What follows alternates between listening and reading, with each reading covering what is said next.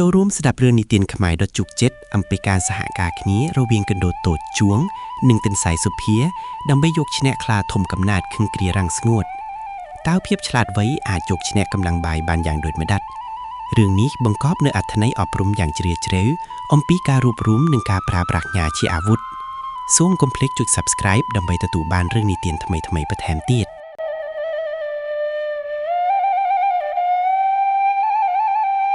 កាលពីព្រេងនេះក្នុងព្រៃព្រឹក្សាដ៏ជ្រៅមួយដែលសម្បូរទៅដោយដើមឈើធំៗលុបត្រឈឹងត្រឆៃ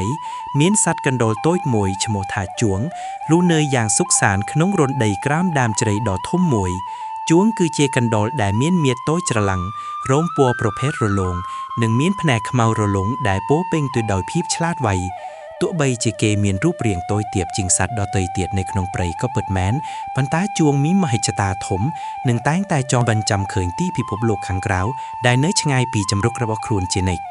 នៅរដូវប្រាំងឆ្នាំនោះគ្រូរាំងស្ងួតបានឈានចូលមកដល់យ៉ាងខ្លាំងក្លាបំផុតដែលមិនធ្លាប់មានក្នុងរយៈពេលជាច្រើនទសវត្សរ៍កន្លងមកប្រភពទឹកដែលធ្លាប់តែហូរថ្លាយយងបានប្រែជាខ្សោះជើងអូរីឯចំណីអាហារដែលធ្លាប់តែសម្បូរហូរហៀក៏ចាប់ផ្ដើមខ្សត់ខ្សោយទៅ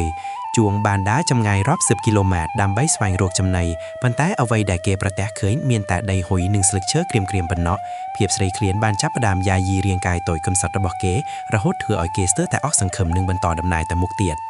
ខណៈដែលជួងកំពុងតែដើរទាំងអស់កម្លាំងនៅក្បែរជើងភ្នំស្រាប់តែភ្នែករបស់គេបានប្រទះឃើញពន្លឺពណ៌បៃតងខ្ចីនៅចម្ងាយមិនឆ្ងាយប៉ុន្មានគេបានព្យាយាមរុលទៅមុខទាំងត្រដរហូតបានដល់មាត់របងចំការមួយដ៏ធំល្វឹងល្វើយវាគឺជាចំការដំឡូងនិងបន្លែបង្ការដ៏ខៀវស្រងាត់ដែលជារបស់ខ្លាធំកំណាចមួយក្បាលក្លិនក្រអូបនៃមើមដំឡូងផ្អែមបានជះមកបេះចំមុខរបស់ជួងធ្វើឲ្យគេស្ទើរតែទប់ចិត្តមិនបានប៉ុន្តែនៅចំកណ្ដាលចំការនោះខ្លាធំកំពុងតែដេកយាមយ៉ាងស្ងប់ស្ងាត់បង្ហាញនៅជង្គង់ដ៏មុតស្រួយតែអាចខំត្របាក់សត្វតូចៗបានគ្រប់ពេលជួងបានអង្គុយពួនក្រោយគុំស្មៅទាំងទឹកមាត់ហូរសស្រែកនិងចិត្តភ័យខ្លាចជាខ្លាំងគេដឹងថាប្រសិនបើគេគ្រាន់តែបោះជំហានសុងទៅបន្តិចជីវិតរបស់គេច្បាស់ជាត្រូវរលាយជាមិនខានក្នុងពេលដែលគេកំពុងតែវិលរកមធ្យោបាយមិនឃើញស្រាប់តែមានសំឡេងស្រាលស្រទន់មួយបន្លឺឡើងពីក្រោយក្នុងថាណែមិត្តកណ្ដុរអីតើឯងកំពុងតែសម្លឹងមើលទំលងទាំងនោះឬក៏កំពុងតែសម្លឹងមើលមកចរះដែលកំពុងដេកយាមចំការហ្នឹងជួងភ្ញាប់អាវយ៉ាងខ្លាំងហើយញាក់ក្រោយយ៉ាងរហ័សក៏បានឃើញទន្សាយមួយក្បាលដែលមានរោមពណ៌សក្បុសដូចសម្លីនិងមានត្រចៀកវែងកំពុងតែឈរញញឹមដាក់គេយ៉ាងស្រស់ស្រាយនោះគឺសុភាដែលជាទន្សាយដកល្បីល្បាញខាងប្រាជ្ញាស្មារតីនិងល្បិចកលនៃឆំព្រៃទាំងមូលជួងដកដង្ហើមធំដោយក្តីធូរស្រាលរួចឆ្លើយតបទៅវិញដោយសម្លេងញ័រថាបាទលោកសុភាខ្ញុំពិតជាឃ្លានណាស់ប៉ុន្តែខ្លាធំនោះកាចសាហាវពេកខ្ញុំមិនដឹងថាត្រូវធ្វើដូចម្តេចដើម្បីចូលទៅក្នុងចំការនោះបានឡើយបើខ្ញុំទៅម្នាក់ឯងច្បាស់ជាស្លាប់ឥតអំពើជាមិនខានសុភាបានលូតមកចិត្តជួងរួចអង្អែលខ្នងកណ្ដុរតូចដោយចិត្តមេត្តាមាឌតូចដូចឯងប្រហែលជាពិបាកបន្តិចហើយប្រសិនបើប្រើតែកម្លាំងបាយប៉ុន្តែសម្រាប់យើងប្រាជ្ញាគឺជាអាវុធដ៏មានអានុភាពជាងអ្វីទាំងអស់ខ្លានោះទោះបីជាមានកម្លាំងខ្លាំងនិងចង្កូមមុតប៉ុន្តែវាមិនសូវជាមានខួរក្បាលវៃឆ្លាតប៉ុន្មានឡើយចកបាពួកយើងសហការគ្នាតើឯងយល់យ៉ាងណាដែរឯងមានភាពរហ័សរហួននិងអាចចូលតាមប្រហោងតូចបានចំណែកយើងមានល្បិចកលដើម្បីបោកបញ្ឆោតវាឲ្យចេញពីកន្លែងយាមជួងមានអារម្មណ៍រំភើបជាខ្លាំងនៅពេលដែលឮពាក្យថាសហការពីមាត់របស់ទន្សាយសុភាគេដឹងច្បាស់ថានេះគឺជាឱកាសតែមួយគត់ដែលគេអាចរស់រានមានជីវិតនិងមានចំណីអាហារហូបចុកគ្រប់គ្រាន់សុភាក៏ចាប់ផ្ដើមខ្សឹបដាក់ត្រចៀកកណ្ដុរជួងនៅផែនការសម្ងាត់មួយដ៏អស្ចារ្យដែលតម្រូវឲ្យពួកគេទាំងពីរត្រូវមានភាពក្លាហាននិងការជឿជាក់លើគ្នាទៅវិញទៅមកជាទីបំផុតឯងត្រូវចាំថាភាពជោគជ័យមិនមែនស្ថិតនៅលើអ្នកដែលខ្លាំងជាងគេនោះទេប៉ុន្តែវាស្ថិតនៅលើអ្នកដែលចេះប្រើប្រាជ្ញានិងចេះរួមកម្លាំងគ្នាបានល្អសុភានីអ៊ីដោយទឹកមុខម៉ាមទួមនិងមានទំនុកចិត្តខ្ពស់ជួងងក់ក្បាលយល់ព្រមភ្លាមដោយមានការរារែកចិត្តបញ្ចិតឡើយពួកគេទាំងពីរចាប់ដើមរៀបចំខ្លួនដើម្បីអនុវត្តផែនការនៅពេលប្រលប់ចូលមកដល់ដែលជាពេលវេលាដែលខ្លាធំតែងតែងងុយដេកនិងមិនសូវមានការប្រុងប្រយ័ត្នខណៈដែលព្រះអាទិត្យចាប់ដើមលេចទៀបទៅនៅពីក្រោយជួរភ្នំពន្លឺពណ៌មាសក្រហមច្រាលបានចេះមកលើព្រៃឈើបង្កើតបានជាទិដ្ឋិភាពដ៏ស្រស់ស្រាតប៉ុន្តែក៏បង្កប់ទៅដោយភាពអាថាកំបាំងនិងគ្រោះថ្នាក់ដែលមិនអាចស្មានដឹងជួងមានអារម្មណ៍ថាបេះដូងរបស់គេលោតញាប់ខុសពីធម្មតាព្រោះនេះគឺជាការផ្សងព្រេងដ៏ធំបំផុតនិងគ្រោះថ្នាក់បំផុតនៅក្នុងជីវិតរបស់គេ តើពួកគេទាំងពីរអាចនឹងសម្រេចបំណងប្រាថ្នានិងយកឈ្នះលើខ្លាធំកំណាចនោះបានដែរឬទេដំណើររឿងដ៏ជោគជ័យដែលការប្រើល្បិចនឹងការសហការរវាងសត្វតូចទាំងពីរទើបតែចាប់ផ្ដើមតែប៉ុណ្ណោះសុភាបានលូតមកចិត្តជួងរួចអង្អែលខ្នងកណ្ដុលតូចដោយចិត្តមេត្តាមាតូចដូចឯងប្រហែលជាពិបាកបន្តិចហើយប្រសិនបើប្រើតែកម្លាំងបាយប៉ុន្តែសម្រាប់យើងប្រាជ្ញាគឺជាអាវុធដ៏មានអានុភាពជាងអ្វីៗទាំងអស់ខ្លានោះទោះបីជាមានកម្លាំងខ្លាំងនិងចង្កូមមុតប៉ុន្តែវាមិនសូវជាមានខួរក្បាលវៃឆ្លាតប៉ុន្មានឡើយចុះបើពួកយើងសហការគ្នាតើឯងយល់យ៉ាងណាដែរឯងមានភាពរហ័សរហួននិងអាចចូលតាមប្រហោងតុយៗបានចំណែកយើងមានល្បិចកលដើម្បីបោកបញ្ឆោតវាឲ្យចេញពីកន្លែងយាមជួងមានអារម្មណ៍រំភើបជាខ្លាំងនៅពេលដែលឮពាក្យថាសហការពីមាត់របស់ទុនសាយសុភាគេដឹងច្បាស់ថានេះគឺជាឱកាសតែមួយគត់ដែលគេអាចរស់រានមានជីវិតនិងមានចំណីអាហារហូបចុកគ្រប់គ្រាន់សុភាក៏ចាប់ផ្ដើមខ្សឹបដាវត្រចៀកកណ្ដួលជួងនៅផែនការសម្ងាត់មួយដ៏អស្ចារ្យដែលតម្រូវឲ្យពួកគេទាំងពីរត្រូវមានភាពក្លាហាននិងការជឿជាក់លើគ្នាទៅវិញទៅមកជាទីបំផុតឯងត្រូវចាំថាភាពជោគជ័យមិនមែនស្ថិតនៅលើអ្នកដែលខ្លាំងជាងគេនោះទេប៉ុន្តែវាស្ថិតនៅលើអ្នកដែលចេះប្រើប្រាជ្ញានិងចេះរួមកម្លាំងគ្នាបានល្អសុភានិយាយដោយទឹកមុខម៉ាំទួមនិងមានទំនុកចិត្តខ្ពស់ជួងងក់ក្បាលយល់ព្រមភ្លាមដោយមានការរារាយចិត្តបញ្ចិតឡើយពួកគេទាំងពីរចាប់ផ្ដើមរៀបចំខ្លួនដើម្បីអនុវត្តផែនការនៅពេលប្រលប់ចូលមកដល់ដែលជាពេលវេលាដែលខ្លាធំតែងតែងងុយដេកនិងមិនសូវមានការប្រុងប្រយ័ត្ន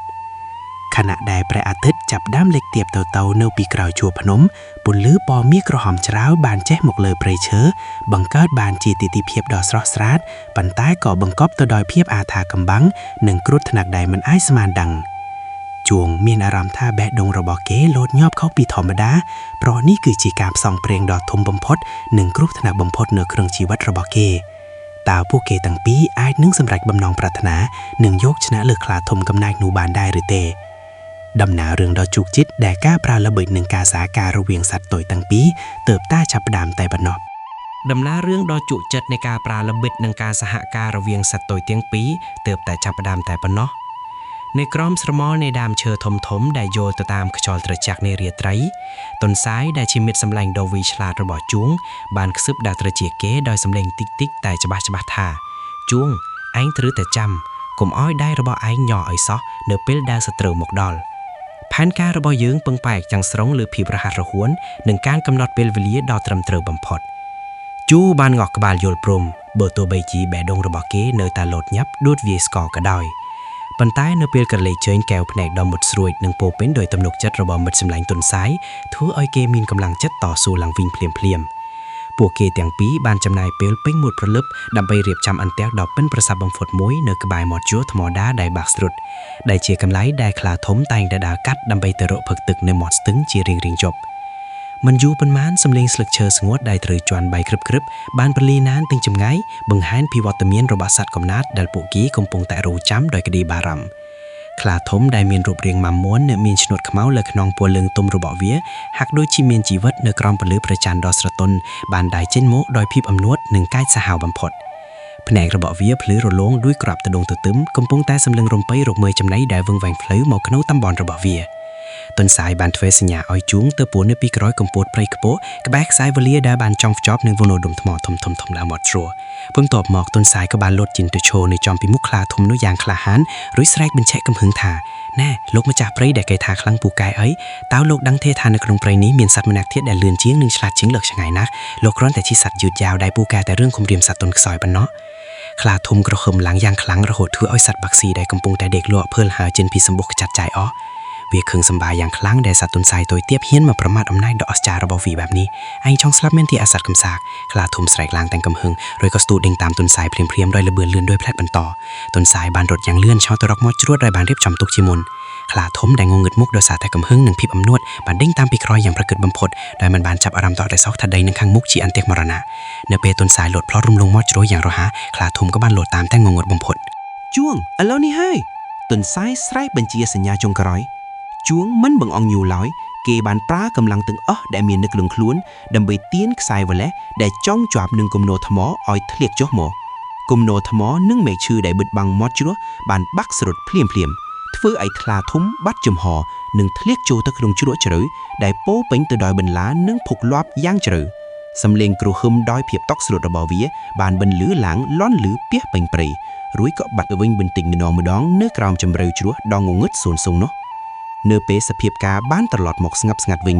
ជួងនិងទន្សាយបានមកឈើនៅមាត់ជ្រោះសម្លឹងមើលទៅក្រោមដោយក្តីធូរស្បើយនិងមោទនភាពបន្ថត់ជួងបាននិយាយទាំងរំភើបញាប់ញ័រថា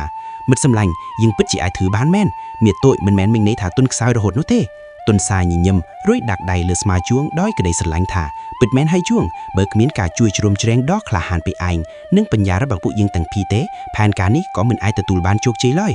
ចាប់តាំងពីថ្ងៃនោះមកជួងនិងទន្សាយបានក្លាយជាវីរបុរសនៃព្រៃឈើឲ្យរស់នៅជាមួយគ្នាយ៉ាងមានសុភមង្គលបំផុតពួកគេបានបង្រៀនឲ្យសត្វដទៃទៀតដឹងថាការរួមកម្លាំងគ្នានិងការប្រើប្រាស់បញ្ញាគឺជាអាវុធដ៏មានអានុភាពបំផុតដែលអាចយកឈ្នះលើរាល់សត្រូវដែលខ្លាំងពូកែបំផុតបានយ៉ាងពិតប្រាកដពន្លឺព្រះច័ន្ទនៅយប់នោះហាក់ដូចជាភ្លឺថ្លាជាងសប្ដងដើម្បីអបអរសាទរចំពោះជ័យជំនះនៃមិត្តភាពនិងភាពឆ្លាតវៃរបស់សត្វទោចទាំងពីរ